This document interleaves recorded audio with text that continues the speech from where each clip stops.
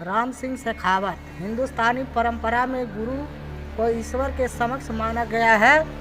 बैरम खान ने सिर्फ अकबर का संरक्षक था बल्कि उसका गुरु भी था और उसने मुगल साम्राज्य को भारत में फैलाने में अहम भूमिका निभाई थी। मगर उसका हश्र क्या हुआ? हत्यारा महान बन गया कि दूसरी कड़ी में जानते हैं कि किस तरह अकबर ने बैरम खान को मरवा दिया। कर्मनाशा और गंगा के संगम पर दोनों नदियों के बीच चौसा में हुमायूं मुगल छावनी डाले पड़ा था।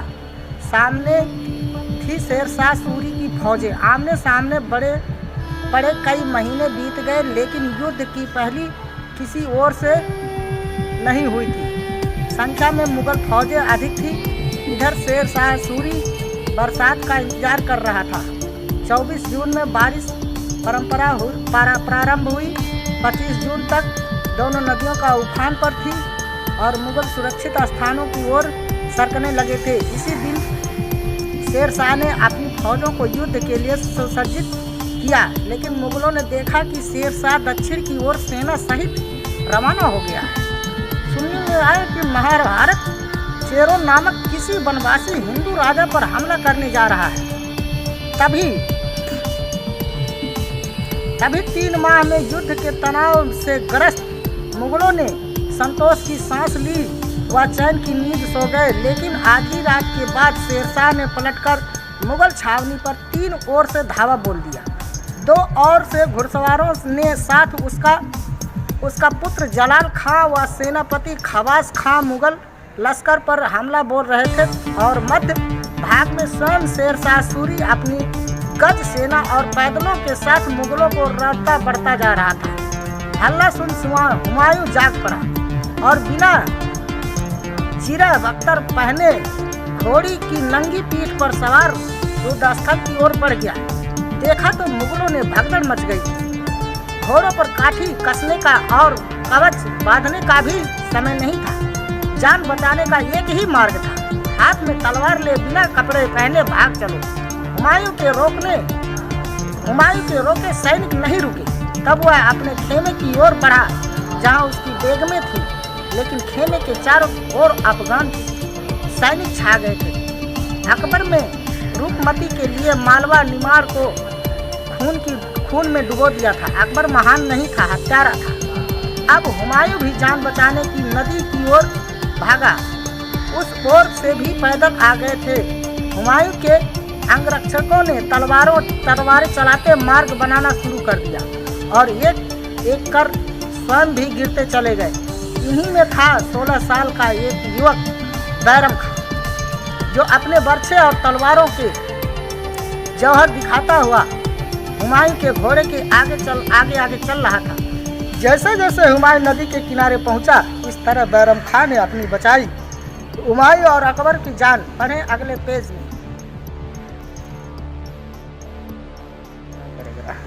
हुमायूं की मौत 24 जनवरी 1556 को शेर मंडल के पुस्तकालय की सीढ़ियों से गिरकर हुमायूं घायल हो गया और 27 जनवरी को उसका देहांत हो गया।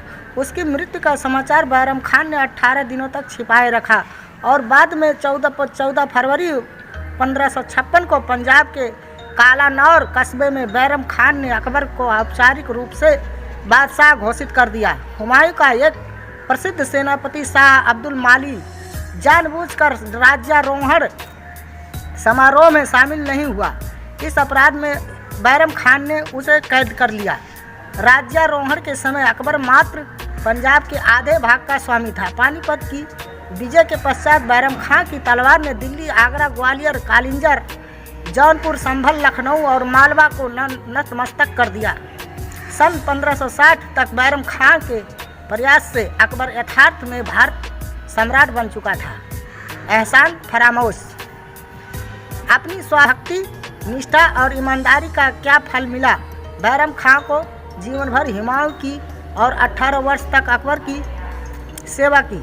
अपनी जान जोखिम में डाल दोनों बाप बेटे को शत्रुओं से बचाता रहा। स्वयं पानीपत की भीषण युद्ध में कूद पड़ा किंतु अकबर को युद्धस्थल में 5 मील दूर रखा। संकट में ढाल बन जाता था।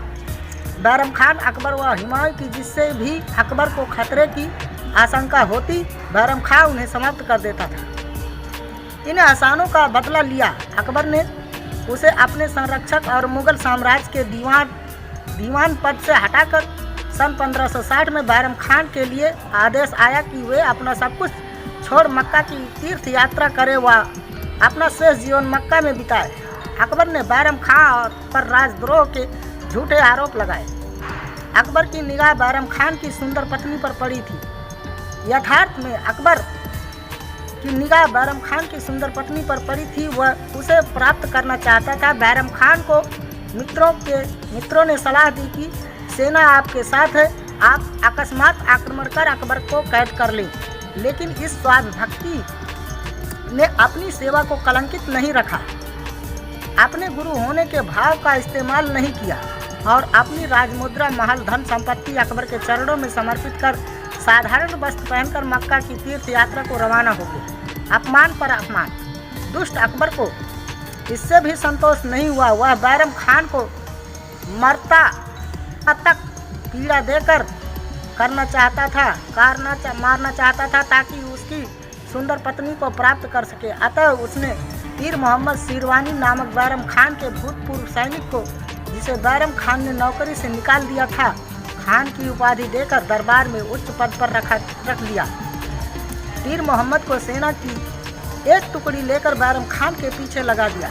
उसने कहा गया कि वह बैरम खान को कहीं भी एक रात से अधिक ना रुकने दे और मक्का के लिए उसे खदेड़ता रहे। अकबर का संरक्षक गुरु और भारत का दीवान एक आदमी से नौकर के आदेश का पालन करे कि जल्दी करो, अपना बोरिया बिस्तर समेटो और आगे बढ़ो।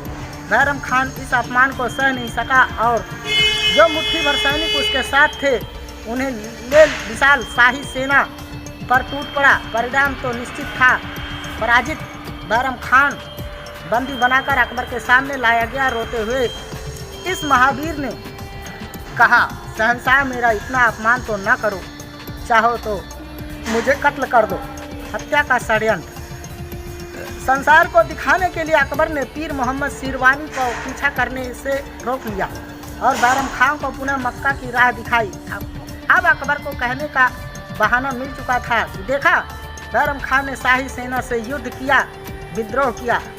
बयाना अजमेर होता हुआ बैरम खान गुजरात की प्राचीन हिंदू राजधानी अनहिलवाड़ा पट्टन पहुंचा। साथ में थी उसकी पत्नी, 4 वर्ष का बेटा अब्दुल रहीम और 8 से 10 सेवक। अभी उसका कारवां रुका ही था कि झील के एक किनारे सुंदर बगीचे में उसका खेमा गाड़ा जा रहा था। बैरम खान और उसकी पत्नी झील की शोभा निहार रहे थे। तभी कई कोसों से पीछा करते चले आ रहे 30-40 अफगानों ने अपने नेता मुबारक खां के नेतृत्व में उस पर हमला कर दिया। अकेला असहाय बैरम खां किस से लड़ता। क्षण मात्र में ही सब कुछ समाप्त हो गया। अपने सेवकों के साथ विशाल मुगल साम्राज्य का पुनर्निर्माता राजधानी से दूर मारा गया। शत्रु में उसका शिविर लूट लिया। लेकिन आश्चर्य की बात, उसकी सुंदर पत्नी व लड़के को खरोंच तक नहीं आई। मुगल दीवान की लाश झील के किनारे लावारिस पड़ी रही। उसकी पत्नी और बच्चा पहले अहमदाबाद, बाद में अकबर की वासना पूर्ति के लिए दिल्ली पहुंचा दिए गए। आक्रमणकारियों के चलते चले जाने के बाद आसपास खड़े हत्याकांड देख रहे कुछ फकीरों और हिंदू किसानों ने दया कर समस्त मरे हुए की छत बिछत लाशों को दफनाया। यह घटना सबसे बड़ा प्रमाण थी कि उसकी हत्या अकबर ने करवाई थी। अकबर की उसकी सुंदर पत्नी को भोगना चाहता था जो उसे मिल गई। प्रकट में तो अकबर बैरम खान से उसकी पत्नी नहीं मांग सकता था।